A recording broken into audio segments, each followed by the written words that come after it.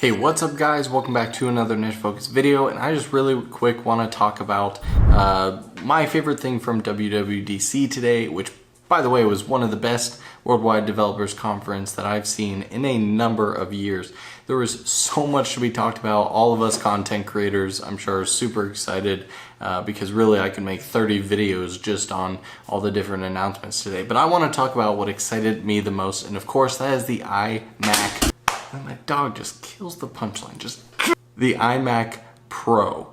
Now everyone was extremely excited when they started teasing a professional computer. We all thought, Mac Pro upgrade, about time.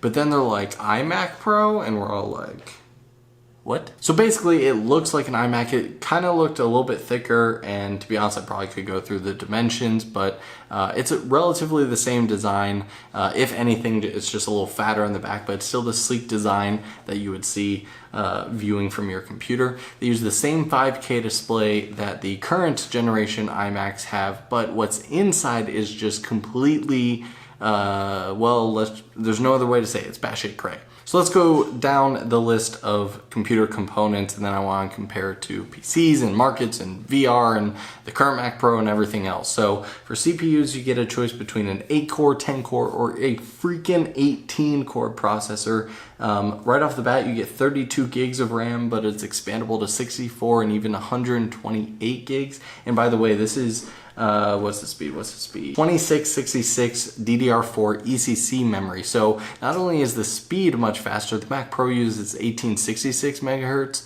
ECC memory. The ECC is actually pretty important when it comes to video editors, content creators, people who are relying on the computer to do crazy computational algorithms and just rendering. Because unlike games where you may have a glitch in the game, obviously if you're a professional gamer, that's a big deal.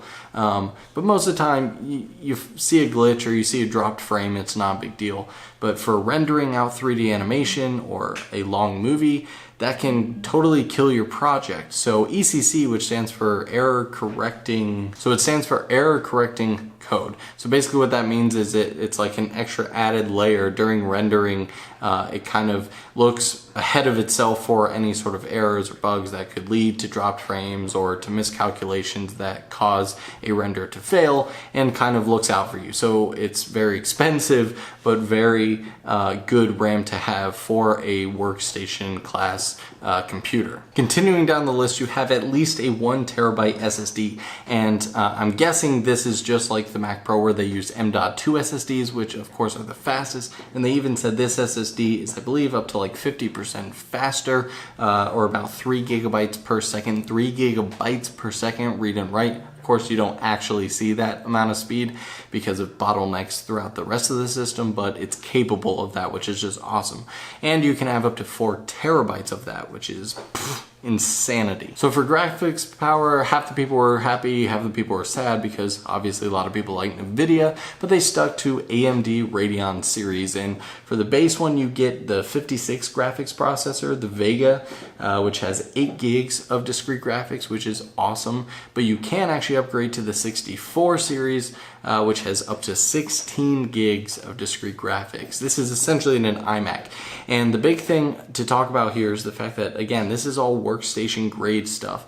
The current generation iMacs and pretty much every iMac before it was all mobile processors and mobile GPUs. So they were a whole step class down from Mac Pros and custom PCs that you would buy off the shelf, these giant foot-long GPUs and stuff. So it's really nice to see some true workstation grade stuff in here. We've got quite a few upgrades in the I/O department. They added, I believe, 4 Thunderbolt 3 USB Type-C connectors in the back, because they also announced the ability to do expandable external GPUs to expand your graphics capability even more. I don't know if you'll be able to do that on the iMac. That'd be insane if you could put another Radeon 64 card in there and essentially have like 32 gigs of discrete graphics.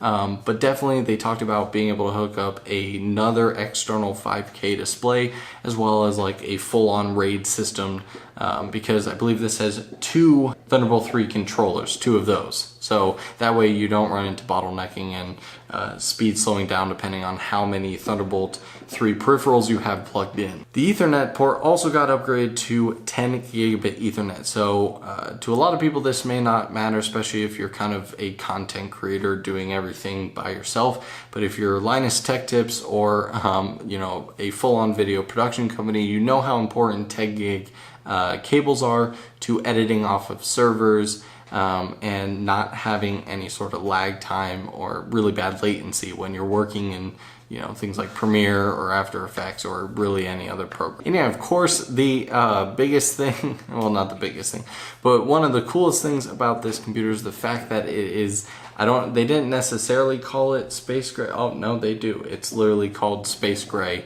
Of course, the iMac is completely space gray, as well as they created a kind of special edition full-size keyboard with a numeric pad that is wireless, as well as a Magic Mouse and Magic Trackpad 2, all in the space gray color. So I kind of hope they'll be able to sell that individually. But yeah, so what does this computer mean? Well, obviously I've seen pretty excited about it, and I am, but at the same time, we were also teased with a quote earlier this year talking about how they're working on something that really allows for, you know, off-the-shelf parts or full customizability. And this definitely is not that. This is built like an iMac.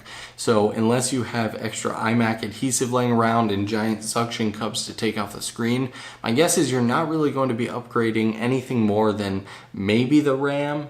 To be honest, you can't really see the door behind the hinge where the RAM upgrade door is on the current iMacs. So I'm guessing you'll be able to upgrade that at least, but GPU, processor, obviously screen, you're not going to be able to upgrade that as time goes on. So as cool as this is, and as kind of looking forward, I definitely see, you know, the graphics and the processor being definitely good for the next 3 to 5 years. You at some point are going to limit yourself in terms of how long this computer truly will last. And so I hope that they still are working on some sort of Mac Pro and they don't totally kill off the Mac Pro lineup, but I hope they bring back kind of the more boxier, or, you know, stick to a cool design, but something that you can buy almost off the shelf GPUs and upgrade the processor and really be able to have almost a custom PC that is still running the amazing Mac OS that so many of us love. And finally, as we were listening to all this, you know, we're all shouting out numbers, $10,000, $15,000, an arm and a leg. What's this thing gonna cost? And honestly, I was pretty surprised and pretty happy with the base price. It was coming in right at $5,000, and for that you got the 8-core CPU, you got 32 gigs of RAM, the 1 terabyte SSD, good specs. I mean, I've built a custom PC that was an 8-core with 32 gigs of RAM, a 1 terabyte, almost the exact specs for just a little bit less than that. Around $3,800, and that's including a 4K display. So essentially another $1,100 for this, and for the Apple tax, as some people call it, that's not too far off. They definitely hit the price point. I'll be curious to see what the upgradable options are. Those prices aren't listed just yet, but yeah, I'm curious. What do you guys think about this computer? Are you gonna pick one up? Are you gonna trade in your Mac Pro or old iMac and get one of these? What do you like and dislike about it? Let me know down in the comments below. If you want me to make more videos off of other announcements, obviously as the software rolls out, I'll be sure to check those out. Thanks so much for watching, guys, and I hope you have a fantastic rest of your day.